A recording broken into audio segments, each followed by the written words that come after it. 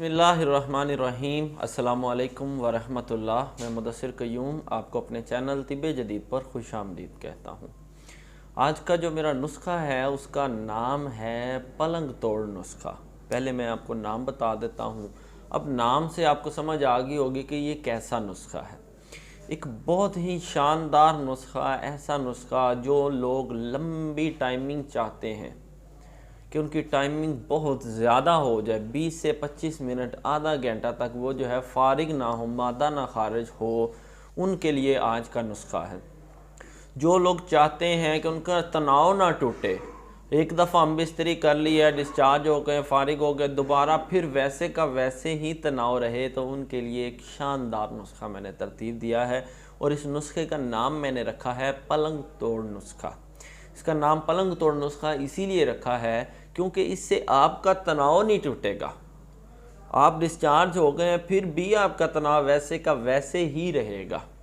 आपकी टाइमिंग बहुत लंबी हो जाएगी, आपका मादा इंतहाई गाढ़ा, आपके पट्टे इंतहाई मजबूत। अब आधे घंटा भी आपने सेक्स किया, हम बिस्तरी की, आपका सांस नहीं फूलेगा इस नुस्खे के इस्तेमाल से।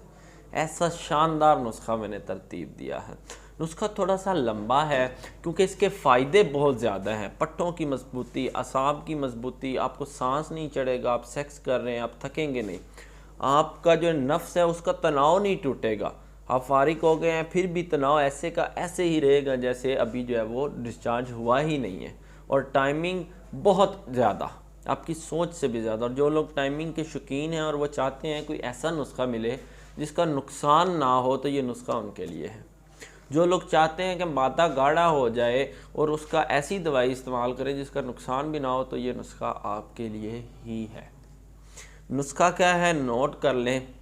थोड़ा सा तवील है लेकिन बनाना आसान है, इंतहाई आसान है। मैं समझा दूंगा, मुकम्मल गाइड कर दूंगा। कहीं से नहीं भी समझ आती, मेरे नंबर्स आपके पास हैं, मेरे से रब्ता कर ले, मैं आपको मज़ीद समझा दूंगा। इसमें कोई परेशानी वाली बात नहीं है। नुस्खा नोट करें। आपने क्या लेना है, भुने हुए चने लेने हैं। आपने 100 ग्राम चने लेने हैं।